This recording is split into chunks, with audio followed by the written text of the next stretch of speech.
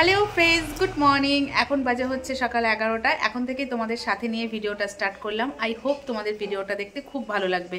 তো তোমরা সবাই কেমন আছো? আশা করি সবাই খুব ভালো আছো। আমিও বিন্দাস আছি। তো এখন সবজি কাটছি, কারণ সকাল থেকে কোনো কাজে হাত দিতে পারিনি। কি রান্না হয়নি এখনো? ওই যে ম্যাও ম্যাও ম্যাও এসছে, ম্যাও। তো সকাল থেকে একটা কাজ আমার হয়নি, জানো। আজকে বৃহস্পতিবার, স্যার এসছে পড়াতে, 6টার সময় পড়াতে এসেছিলো। ওই ঘর থেকে শিফট করে আমরা এই ঘরে ঘুমিয়েছি। তারপরে এই যে এত গা হাত পা ব্যথা করছিল, তোমাদের কি বলবো, উঠতেই ইচ্ছে করছিল না। তারপর কাল রাতে মেয়ে হঠাৎ করে বমি করেছে, তো গ্যাস হয়ে গেছে, বমি করেছে। মেয়েকে বললাম স্কুল যেতে হবে না, তো ও কান্নাকাটি করে যে ঘুমালো, বলে যাবো যাবো। আমি আমার হাজব্যান্ডকে বললাম যে থাক, ডাকতে হবে না। ঠিক 10টার সময় মেয়ে ঘুম থেকে উঠে কান্না করছে, যাবো। এখন যেহেতু 11টার সময় স্কুল, অতটা সমস্যা হয় না। আমি তার আগে ভাত বসিয়ে দিয়েছিলাম, ফটাফট 2টো বেগুন ভাজা করে মেয়েকে ভাত খাইয়ে দিলাম, সেই স্কুলে গেলই। আমি যে একদিকে ভালো হয়েছে, যাক, ওখানে গেলে বাচ্চাদের সবার সাথে কথা খেলা টেলা করবে, আর বাড়িতে থাকলে সারাক্ষণ ফোন দেখবে, টিভি দেখবে, আমার কাছে বকা খাবে। আমি ঠিক আছে যা। আর এদিকে আমার একটা কাজও হয়নি, কোনো কাজেই হাত দিতে পারিনি, কারণ দেরি করে ঘুম থেকে উঠেছি। গা হাত তো প্রচণ্ড ব্যথা করছে, জানি না কেন। এবার টুকটাক টুকটাক করে কাজ সারবো। কালকে রাতে তো সবজি টবজি কিচ্ছু কাটেনি, যে এখন সবজি কাটছি, সবজি কাটতে বসেছি। আর একটু কনফিউজ ছিলাম, জানো তো, একটু কনফিউজ ছিলাম বলে কাল রাতে সব কিছু, বাবারি দাঁড়াও, কালকে সব কিছু বাসন টাসন মেজেছি। কনফিউজ বলতে শিবরাত্রি নিয়ে ভীষণ কনফিউজ ছিলাম। সেটা হচ্ছে ধরো শিব পুজো শুক্রবার, তাই তো, শুক্রবার। আর শিব চতুর্দশী লাগবে হচ্ছে রাত 8টার সময়।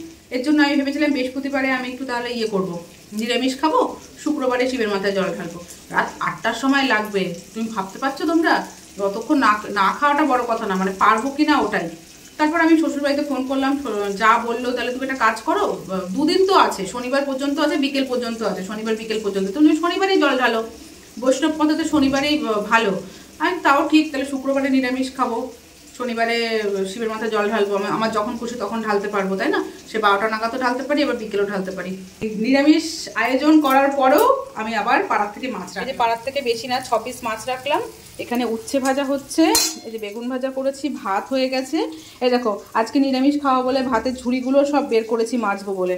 সে যাই হোক, কিছু করার নেই, কারণ পরপর 3 দিন আমার বাড়িতে নিরামিষ চলবে না। কারণ আজকে যদি নিরামিষ খাই, শুক্রবারে শিব পুজো করলে নিরামিষ, আবার শনিবারে নিরামিষ, তার মধ্যে ঠিক আছে থাক, শুক্রবারেই আমি নিরামিষকে, শনিবারে শিবের মাথায় জল ঢালবো, এই জন্য আজকে মাছ কিনলাম।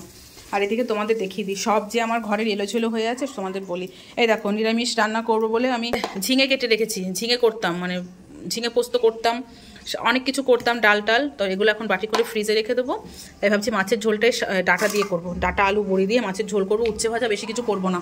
আর এই ঘরটার অবস্থা দেখো, এই ঘরটা আমাকে গোছাতে হবে, এখন এই ঘরটা গোছাবো। আর এই ঘরটা মোটামুটি গোছানো, যেহেতু স্যার এসেছিলো তো একটু ঠিকঠাক করতে হবে। আর ওখানে জামা কাপড় পরে আছে, জামা কাপড়গুলো আমি কাচবো। ওই দেখো 11টা বাজে, কিন্তু ওয়েদারটাও খুব একটা ভালো না, মেঘলা মেঘলা আকাশ।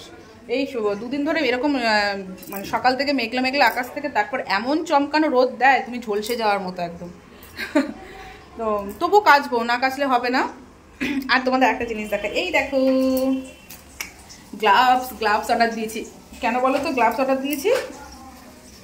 গ্লাভসটা অর্ডার দিয়েছি তার কারণ হচ্ছে, আমার হাতের যে নেলস আছে, আমি দাঁড়াবো দেখি ফোনটা দেখি, কথা বলি। আমার হাতে যে নেলস আছে, তো আমার হাজব্যান্ডের ভীষণ পছন্দ যে আমার হাতে বড় বড় নেলস থাকবে, আমি অনেক রকম ধরনের কালারের নেল পালিশ করবো, ব্ল্যাক, রেড, পিঙ্ক, ও ভালো লাগে, ঠিক আছে। তো আমরা ধরো হাউস ওয়াইফ, আমাদের সব রকম কাজ করতে হয়, লেফট হ্যান্ডে যদিও থাকে, রাইট হ্যান্ডে রাখাটা খুব সমস্যা। মানে জামা কাপড় কাচতে গেলে মানে নখ নরম হয়ে গিয়ে এখান থেকে কোনা দিয়ে ফেটে যায়, বাসন মাজতে গেলে ঘষা লেগে খোঁচা হয়।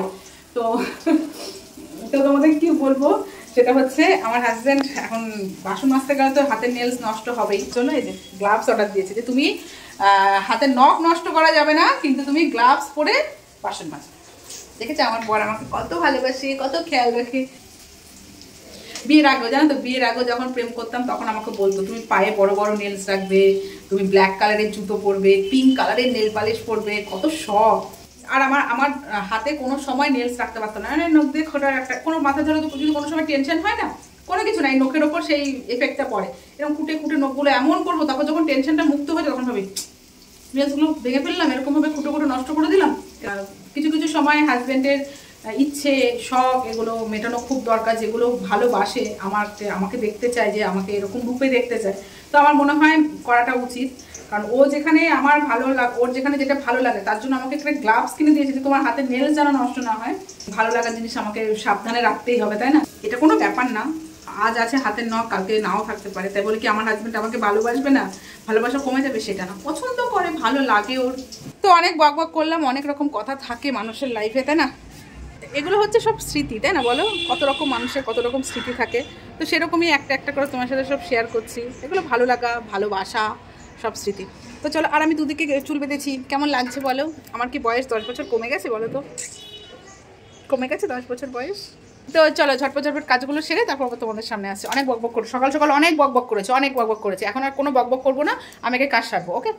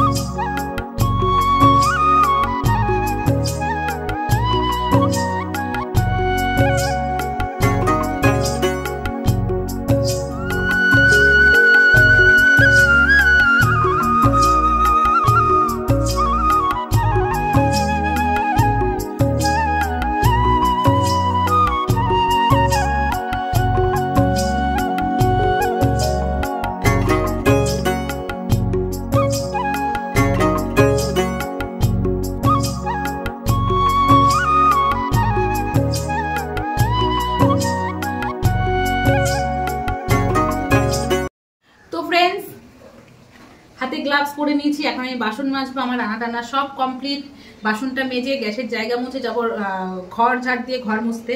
তো এই লাইফে ফার্স্ট টাইম আমি গ্লাভস পরে বাসন মাজছি, দেখি কেমন হয়। এটা ধুয়ে দিয়েছি আসার পর, না এটা ধুয়ে দিয়েছিলাম, ভীষণ বাজে একটা গন্ধ বেরোচ্ছিল।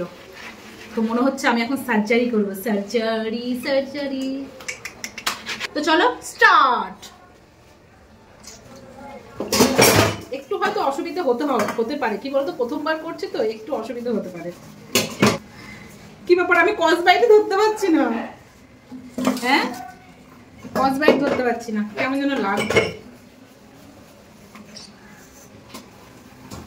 খাজনার থেকে বাজনা বেশি, কথাই আছে না, খাজনার থেকে বাজনা বেশি।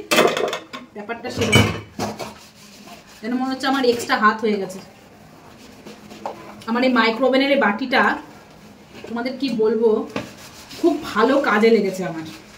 মাছ টাছ কোনো কিছু ভাজাভুজো করলে সেগুলো লবণ হলুদ মেখে রাখি, মাছটা মেখে রাখি, প্লাস্টিকের তো বেশ হেল্প হয়েছে। আবার যখন তখন ধরো খাবার টাবার কোনো কিছু রাখলে যখন তখন এটা গরম করতেও দিয়ে দিই, ভালো হয়েছে। কাচের বাটি না ভীষণ রিক্স হয়ে যায়, এই করে করে আমার তিনটে বাটি ভেঙেছে কাচের মাইক্রোওভেনে, জানো।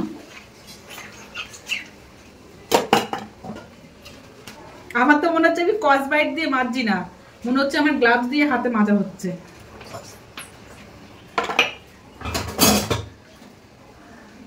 তো আজকে না তোমাদের বললাম না মাছের ঝোল করবো আর উচ্ছে ভাজা করবো, না করেছি, ঠিক আছে করেছি হচ্ছে, দাঁড়াও তোমাদের পরে দেখাবো, ঠিক আছে।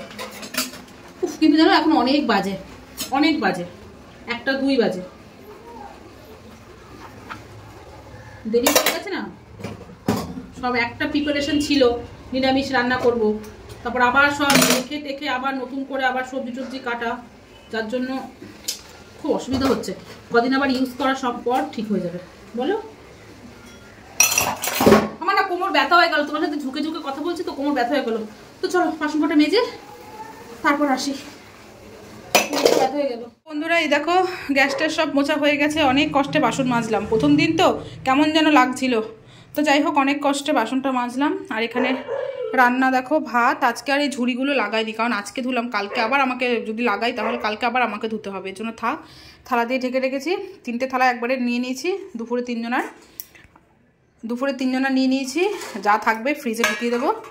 আর এই যে রান্না হচ্ছে উচ্ছে ভাজা, বেগুন ভাজা, আলু কুমড়ো দিয়ে একটা তরকারি করেছি, আর এই যে ধনেপাতা দিয়ে ডাটা আলুর দিয়ে মাছের ঝোল। তো ব্যাস এই হচ্ছে আজকে আমাদের সিম্পল মেনু। রান্নাঘর মোছা হয়ে গেছে, ঘরটর ঝাড় দেওয়া হয়ে গেছে, এবার শুধু মুছবো ঝটাফট। কটা বাজে জানো? কটা বাজে সেটা তোমাদের দেখাই, দাঁড়ো কটা বাজে, অনেক দেরি হয়ে গেছে। ওই দেখো 1:45 বাজে, ঠিক আছে। এখন হচ্ছে 1:40 বাজে, তো অনেকটা লেট হয়ে গেছে। তাড়াতাড়ি করে এখন ঘর মুছবো, তারপর যাবো। প্রচণ্ড গা হাত পা ব্যথা ছিল, ইচ্ছে এখন মনে হচ্ছে না আমি মানে সোজা হতে পারছি না, এরকম লাগছে, ভীষণ কষ্ট হচ্ছে কাজ করতে। তো চলো। গুড ইভিনিং ফ্রেন্ডস, বুঝতেই পারছো খাঁচায় বন্দি হয়ে আছি। দুপুরবেলায় যে মেয়েকে ঘুম পাড়িয়েছি, মেয়ে ঘুমাচ্ছে, ওঠাবো। এখন কটা বাজে? এখন 6টা বাজে।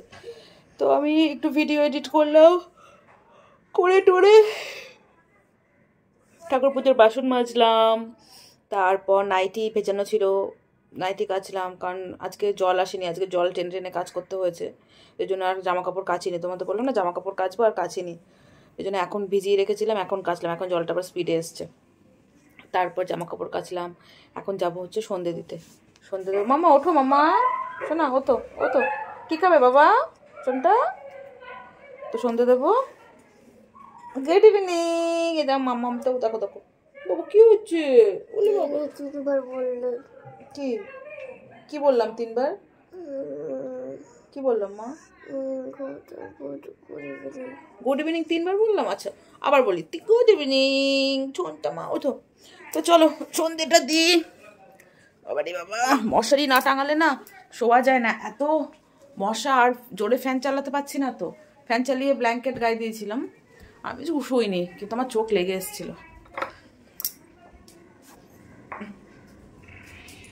তো সব কিছু লাইট জ্বালিয়ে দিই, রান্নাঘরের লাইট জ্বালিয়ে দিই।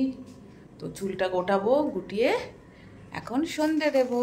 ওকে, তো চলো সন্ধে টন্ধে দিয়ে। গলাটা কেমন বসা বসা লাগছে না?